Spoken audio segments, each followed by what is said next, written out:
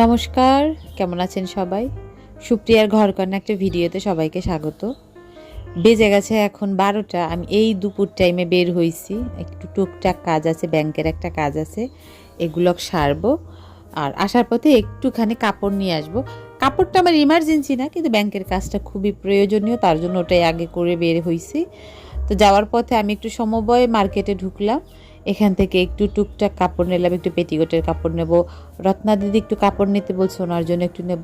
আর এই দোকানে না খুব ভালো গস কাপড় আছে। আমার 3 পিস থেকে গস কাপড় দিয়ে জামা নিজে ডিজাইন করে বানাইতে খুব বেশি পছন্দ হয়, কারণ আমি 3 পিস কিনলে আমার হাতায় জোড়া লাগে। এটা হচ্ছে আমার সব থেকে বড় প্রবলেম। তার জন্য আমি কাস্টমাইজ করাটাই বেশি ভালো লাগে আমার কাছে। আর এই দোকানটা আসলাম আগের দিন, না একটা বেডশিটের কাপড় দেখে গেছিলাম, খুব ভালো লাগছিল সাদার মধ্যে, কিন্তু আজকে এসে না সেটা দেখতেছি না। তারপর আমি জিজ্ঞাসা করলাম, উনি বললো যে আপনি সামনের সপ্তাহে আসেন, পেয়ে যাবেন। ওটারই নাকি একটুখানি আছে, একটুখানি দিয়ে আমি আর কি করব। আর আমার একটু কুশন কাভারের জন্য কিছু চেন দরকার ছিল, তাই এইখানে আসলাম। আমি সবসময় ওই পাশে একটা মার্কেট আছে, সেখানে যাই। তো বাড়িতে চলে আসছি, আর কোথাও যাই নাই। আর এখন না এই ফেব্রুয়ারি মাস তো এখনও যায় নাই, কিন্তু এতটা গরম পড়ে গেছে। আসার সময় দিদি বলছিল একটুখানি বাদাম নিয়ে আসতে, একটা দোকানে পাইছি। এই টাইমে তো বাদাম বেশি পাওয়া যায় না।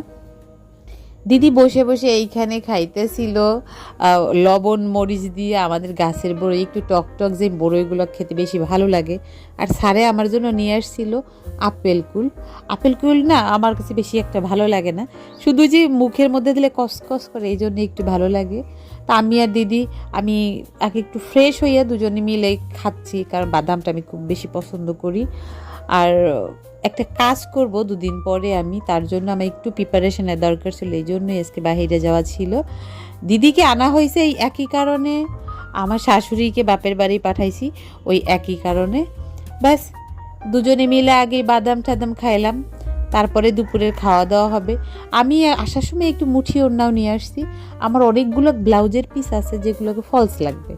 গস কাপড়ের যে ফলসগুলো থাকে ভয়েল কাপড়ের, এটা দিলে ব্লাউজটা অনেক ভারী হয়ে যায়। তা আমি সবসময় করি কি, এই মুঠি ওড়নাগুলো কিনি, এগুলো দিয়ে অনায়াসে 2টা ব্লাউজ হয়ে যাওয়ার পরেও না কিছুটা কাপড় থাকে। আমি কিন্তু আবার সেই 2টা করি না, আমি কাছাকাছি হয় যেমন এরকমভাবে একটু দিয়ে সবসময়ের জন্যই করে থাকি। আর এটা এত বেশি সফট থাকে, এটা হলো সুবিধা। অনেকগুলো কাপড়ই আছে, কিন্তু এই 2টা কালার নাই বিধায় আমি নিয়ে আসছি। আমার এখানে একটা হচ্ছে একেবারে রানী গোলাপি একটা ব্লাউজের পিস আছে, এটা শাড়ির পিস, তো তার জন্য একটা নিচ্ছি। গোল্ডেন কালার আছে অনেকগুলো, তো ওই দোকানে কি সেম গোল্ডেন কালারটা পেলাম না, ওর কাছাকাছি যেটা হয় সেটা নিচ্ছি।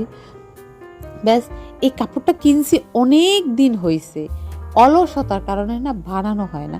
কিন্তু আমার অনেকগুলো শাড়ি আছে যার সাথে এই ব্লাউজটা আমি ম্যাচিং করতে পারবো, তার জন্যই এখন কাইটা নিতেছি, পরে একসময় বানাইয়া ফেলবো। দুপুরে খাওয়া দাওয়া হয়ে গেছে, এখন বিকেলের দিকে আমি একটু গাছগুলোকে জল দিই। সকালের দিকে না গাছে জল দেওয়া একদমই ঠিক না, এর কারণ হচ্ছে সকালের দিকে গাছে জল দিলে হয় কি, সারাদিনই তো রোদ্দুরটা পায়, জলটা গরম হয়ে গেলে গাছের শিকড়টা নষ্ট হয়ে যায়। এটা আমাকে একটা নার্সারির লোকে বলছিল। আর যদি সকালে দেওয়া হয় তাহলে নাকি রোদ্রু ওঠার কম হইলেও 2 ঘন্টা আগে দিতে হয়, সেটা তো আর হয় না। অনেকক্ষণ পর আপনাদের সাথে কথা হইতেছে, একদমই ভাল লাগতেছিল না। দেখুন, দুজন মানুষের মতের অমিল হতেই পারে, এটা একটা স্বাভাবিক বিষয়। আমার মায়ের সাথেও আমার অনেক সময় মতের অমিল হইতো, কিন্তু তারপরও এক জায়গায় থাকতে থাকতে একজনের প্রতি একজনের একটা মায়া হয়ে যায়। সেম আমার ক্ষেত্রেও তাই।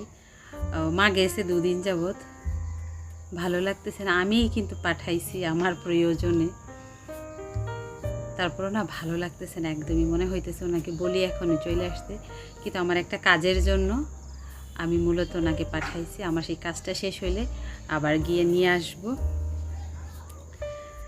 তো খুব মায়া লাগতেছে ওনার জন্য। হয়তো বা উনি কোনো কাজ করে না, কিন্তু সারাদিন যে আমাকে ডাকে এটা ওটা বলে, সেটা আমি প্রচণ্ড পরিমাণে মিস করতেছি। রত্না দিদিকে বলছি যে আমার খুব খারাপ লাগতেছে। উনি বলে যে কী করবা, তুমি তো অবশ্যই কোনো না কোনো কারণের জন্যই ওনাকে পাঠাইছো। বেসিক্যালি ওই যে বাড়িতে বলে না একটা পোষ্য প্রাণী থাকলো তার প্রতি একটা মায়া জন্মার, সে তো এক জলযন্ত্র মানুষ, আর মানুষটাও তো খুবই ভালো, যে কেউ ওনার প্রতি মানে অন্যরকম একটাই চলে আসবে। তো এইমাত্র স্যারে ফোন দিছিল, গেস্ট আসতেছে, তো আমি একটু এখন রান্না বান্নার আয়োজন করব। আবার রত্নাদি আছে, ওনার জন্য একটু স্ন্যাক্স করব, চা করব।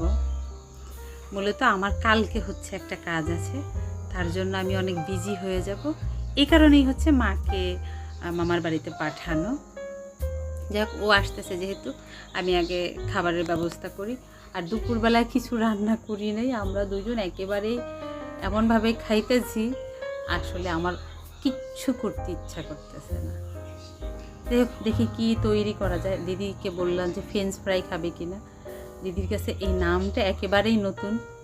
দেখি ফ্রেঞ্চ ফ্রাইটা কইরা দেই, তারপর তো অবশ্যই বলবো ও আলু ভাজি। যাক, ভালোই হইলো, যেহেতু গেস্ট আসতেছে এই জন্যই আমি আবার একটু ইয়েও করলাম যে দুইটা একসাথেই হয়ে যাবে, তারও খাওয়া হয়ে যাবে, আবার গেস্ট আসছে তারও হয়ে যাবে।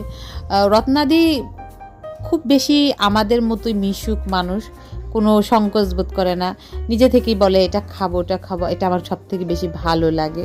তার জন্য কোনো সমস্যা হয় না ওনাকে নিয়ে আমার কোনো কাজ করতে। কি একটা ব্যাপার হলো জানেন, গেস্ট হচ্ছে আমার ছোট ভাই, সে আমাকে ফোন না করেই আসছে।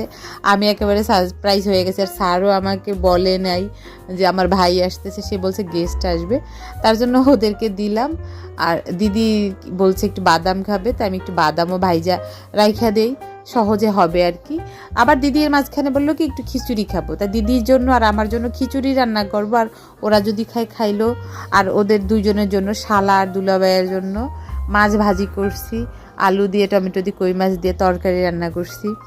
আর কিছু কাজ আমি করে রাখতে ভালো লাগে, কারণ সকালে অনেক বেশি তাড়াহুড়া থাকে, তো আমি রাতের বেলায় কিছু রুটি বানিয়ে এভাবে সেকে ফ্রিজে রেখে দিলে সকালবেলা না হয়, কারণ সব দিন একরকম মুড থাকে না আমাদের, সকালবেলা অনেক সময় উঠতেও দেরি হয়ে যায়। তার জন্য এই কাজগুলোকে আমি করে রাখতে পছন্দ করি। মুগ ডালও কিছু ভেজে একেবারে ডিব্বায় ভরে রাখবো, এরপরে বের করব আর রান্না করব। ওই রান্নার সময় তাড়াহুড়ো করে এসব করতে একদমই ভালো লাগে না। যাই হোক, চলুন তাহলে ভিডিওটা আজকের মতো এখানেই শেষ করছি। যদি ভালো লেগে থাকে তাহলে অবশ্যই একটা লাইক করে দেবেন, আর ভিডিও সম্পর্কে কিছু জানার থাকলে অবশ্যই কমেন্ট করে জানাবেন। সবাই সুস্থ থাকবেন, ভালো থাকবেন, সাবধানে থাকবেন।